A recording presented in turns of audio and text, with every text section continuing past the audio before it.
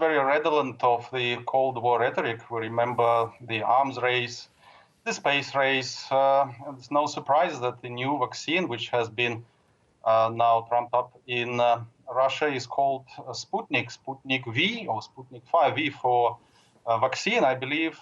And well, it's not surprising that Russia has the talent and funds to pump into this research. Russia has plenty of research institutes.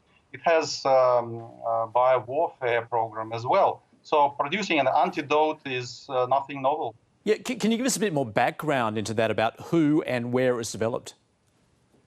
Well, there were two institutions competing or complementing each other's research. One was the Gamaleya Research Institute for Bacteriological and Biological Science, and the other one was the kind of agency, the regulator for consumer rights protection.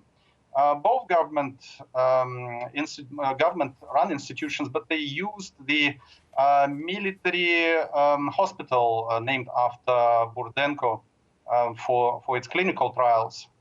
So that's why there's some kind of skepticism about the validity of its potence and its effectiveness, because really nobody could have an alternative view or contest the results. The results were not published in any serious scientific journals. It was published, but not in the one which is internationally recognized.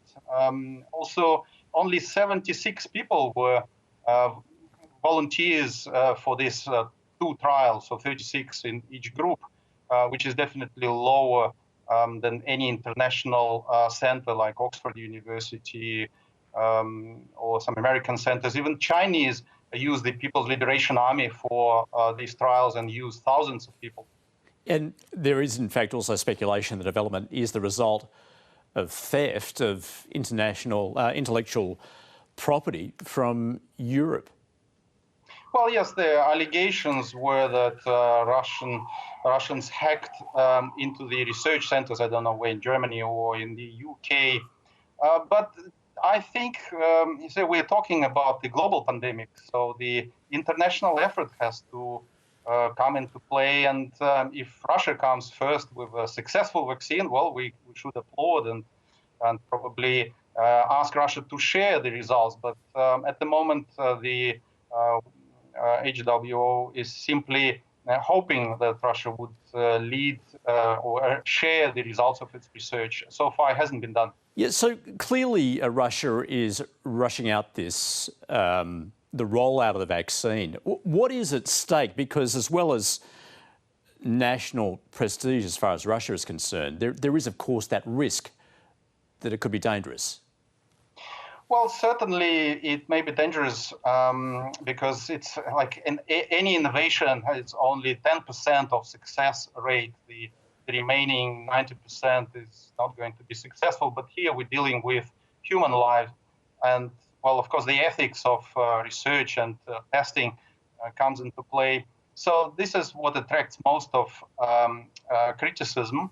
But in Russia, well, it looks like the Russian economy is desperate to have some kind of remedy to put it back into track.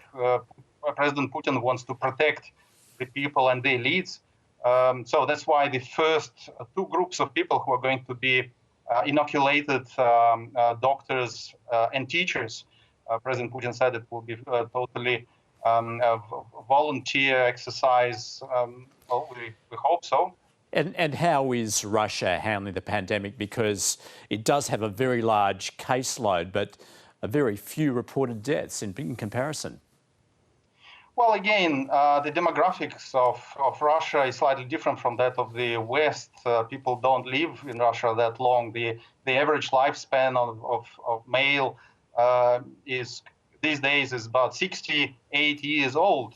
10 years ago, it was even less than that. So there were not that many aged people, and nursing homes in Russia are not very common.